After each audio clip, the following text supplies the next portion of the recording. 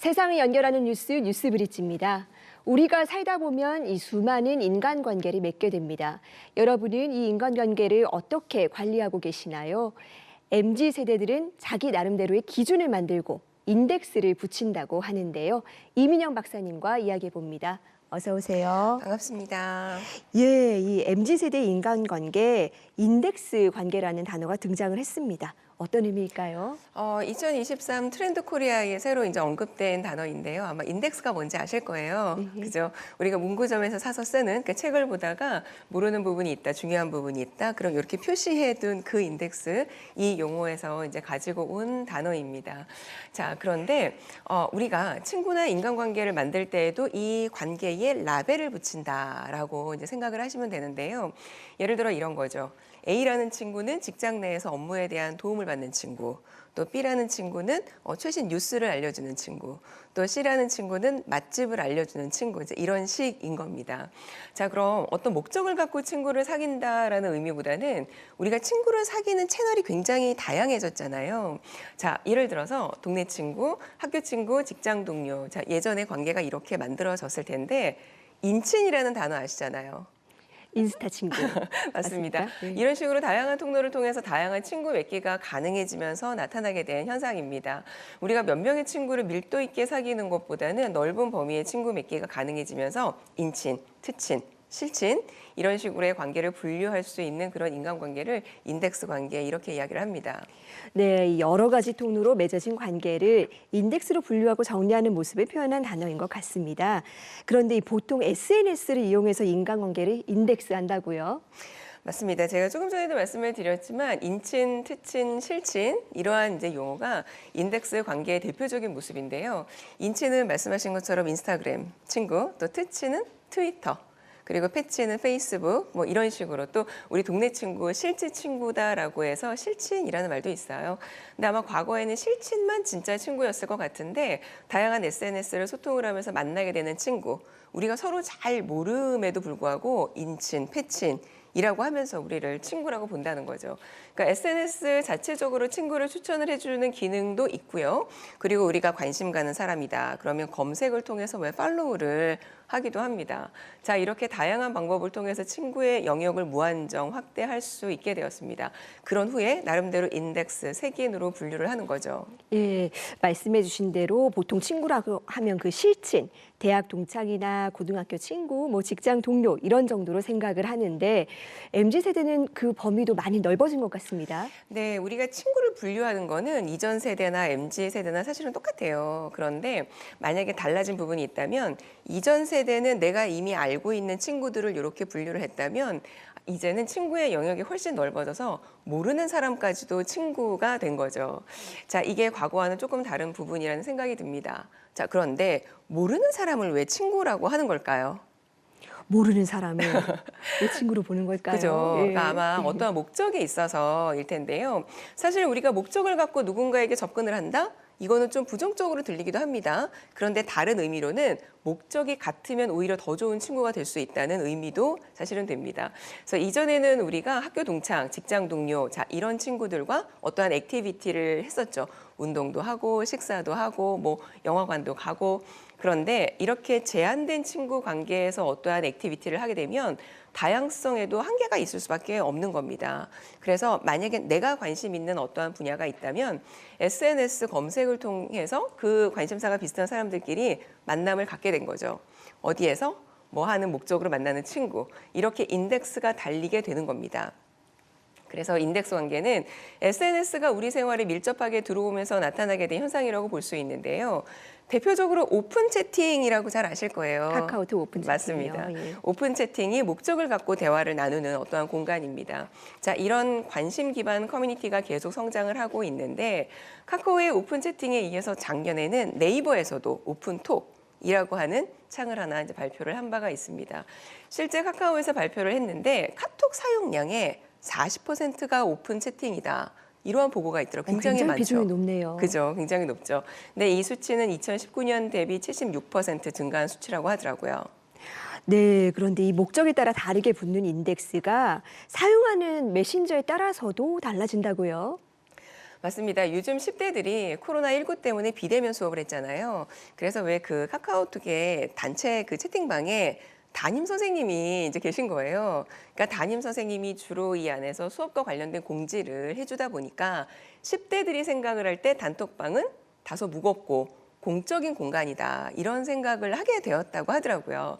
그래서 친한 친구다 그러면 어떤 카톡으로 소통을 하기보다는 인스타그램의 DM 또는 페이스북의 메시지를 이용을 한다고 합니다. 그러니까 이들에게는 카카오톡보다는 훨씬 더 일상적이고 친근한 매체라고 본다는 거죠.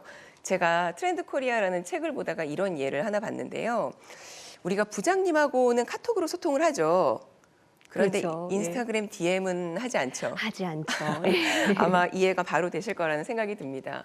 자, 이렇게 10대들이 카카오톡을 이용을 해서 일상적인 소통을 한다라고 하는 비율이 한 54% 정도 됐었는데 다른 연령대는 80%가 넘습니다. 정말 확연하게 비교가 되는 부분입니다. 모든 인간관계 그리고 SNS상의 관계에 이런 식으로 인덱스를 붙여서 구별을 해 놓았다라고 우리가 생각할 수 있는 대목이죠. 예, 카카오톡이 우리가 생각하기로는 참 가벼운 채널인데 MZ 세대들에게는 다르게 다가가는 것 같아서 참 새롭게 느껴집니다. 그런데 이런 MZ 세대들의 성향을 이용한 또 SNS 기능이 따로 있다고요? 맞습니다. 우리 카카오톡에 멀티 프로필 기능이 있습니다. 네, 그래서 어떤 사람하고 소통을 하는지에 따라서 내 프로필을 다르게 설정을 할 수 있는데요. 사적인 나의 사진을 공개할 수 있는 사람인가 아닌가? 에 따라서 프로필을 서로 다르게 설정을 합니다. 예를 들어서 직장 동료에게는 나의 사생활을 노출하고 싶지 않잖아요. 그렇습니다. 그렇죠. 예. 또 비슷한 기능으로는 인스타그램의 스토리라고 있는데요. 스토리에 사진이나 글을 올리면 일정 시간이 지나면은 더 이상 확인할 수 없는 이런 기능이 있죠. 자, 그런데 이때 사진을 올릴 때 친한 친구를 선택을 할 수 있습니다. 그러니까 친한 친구를 내가 미리 이렇게 설정을 해놓으면 스토리를 올릴 때 친한 친구들에게만 그 스토리를 전달할 수 있는 이러한 기능들이 있습니다. 바로 이 기능들이 우리가 인덱스 관계를 잘 보여주는 그런 기능이라고 할 수 있죠. 카톡의 멀티 프로필은 저도 사용을 하는데요. 업무할 때랑 사적일 때가 달라야 하겠더라고요. 그러니까 특히 사적일 때 아이 학부모들 어떤 모임이다. 그러면 일하는 것과는 다른 모습을 사실은 보여줘야 할 때가 있거든요. 네, 그렇다면 이렇게 MZ 세대들이 이런 방식의 방식의 관계 맺기를 선호하는 이유가 뭘까요? 굉장히 여러 가지 이유가 있는데요. MZ세대의 특징 중에 하나가 효율성이 있습니다. 그러니까 이들은 만남을 가질 때 의미 있는 만남이기를 원하는 것일 수도 있고요. 또 코로나19와 함께 대학 생활을 보낸 우리 대학생들은 자연스럽게 친구를 사귈 만한 기회가 없었다고 해요. 그래서 요즘 대학생들은 MT도 안 가고요. 신입생 환영회 오리엔테이션 이런 것도 예전 같지는 않습니다. 자, 그렇다 보니까 같은 학교를 다녀도 아는 사람이 별로 없다고 하더라고요. 그래서 때문에 어떠한 목적을 갖고 인간관계를 맺으려고 하는 시도를 하지 않으면 외톨이가 되는 거예요. 그래서 목적을 갖고 인간관계를 맺게 되는 예를 들어 동아리, 운동하는 모임 또는 뭐 취업을 위한 스터디 이런 모임 등을 통해서 친구를 만나는데 스터디에서 만난 친구야, 운동 같이 하는 친구야, 이제 이런 식이 되는 거죠. 그럼 자연히 이게 분류가 되니까 인덱스 관계가 되는 거예요. 또 다른 이유는 개인의 삶의 다양성이 있습니다. 이전 세대 같으면 비슷한 시기에 학교를 졸업을 하고 취업을 하고 결혼을 하고 아이를 출산하고 그래서 이게 왜 어떤 서로 그 생애 과정이라고 하는데 이게 비슷해요. 그러면 학교 친구랑 취업 얘기도 할 수 있고 결혼을 해서 자녀 교육에 대해서도 이야기를 할 수 있었죠. 그런데 지금은 취업을 하는 사람도 있지만 창업을 하는 사람도 있고 또 정해진 나이에 대학을 진학하는 것도 아니고 또 결혼 시기도 서로가 너무 다릅니다. 그러니까 이런 식으로 어떤 생애 과정이라고 하는 게 굉장히 달라서 어렸을 때 친구, 학교 때 친구들과 동일한 이슈로 이야기를 할 수가 없게 된 거예요. 그래서 같은 목적을 갖고 대화를 나누게 되는 오픈 채팅을 활용을 하게 된 것이죠. 네, 이 각자의 삶도 너무나 다양해졌고요. 또 이 친구의 범위도 많이 넓어지고 아는 사람도 많아지고 있잖아요. 그런 이유도 있을 것 같습니다. 네, 맞습니다. 이전 세대들에게는 교우 관계가 굉장히 중요했어요. 그래서 친구가 많다? 그러면 마치 성격이 좋아, 사회성이 좋아, 이렇게 이야기를 많이 했었죠. 그런데 최근에는 인맥 다이어트라는 말까지 등장을 할 정도로 인간관계를 유지하느라고 너무 많은 에너지를 소비하는 데 좀 회의적인 이러한 입장들도 많이 나타나고 있습니다. 제가 어떤 유명 작가 글에서 한번 본 건데요. 마흔이 지나서 알게 된 사실인데 친구가 그렇게 중요하지 않더라. 내가 친구를 조금 덜 만났다면 내 인생이 훨씬 풍요로웠을 것이다. 이런 글을 제가 읽었는데 굉장히 와 닿더라고요. 그러니까 지금의 MZ 세대들은 친구를 만나고 신나게 놀 수 있는 마음의 여유도 사실은 없어요. 게다가 SNS가 등장을 하면서 친구의 수가 정말 무한정 늘어나게 됐습니다. 더욱 목적에 맞게 인간관계를 정리하고 싶은 마음이 들었겠죠. 그래서 어떻게 보면은 본인의 내실을 다지는 약간 전략적인 인간관계 이런 방법이다라는 생각이 들기도 하더라고요.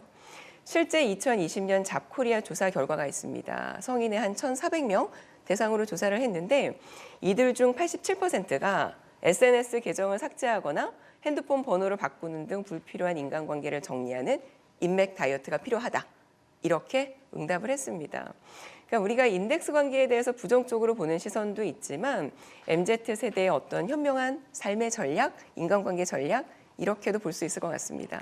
네, 한편으로는 좀 각박하게 들릴 수도 있기는 하겠지만 보다 내실 있는 관계를 추구하려고 노력하는 한 방법이라고 볼 수도 있겠습니다. 오늘 말씀 고맙습니다.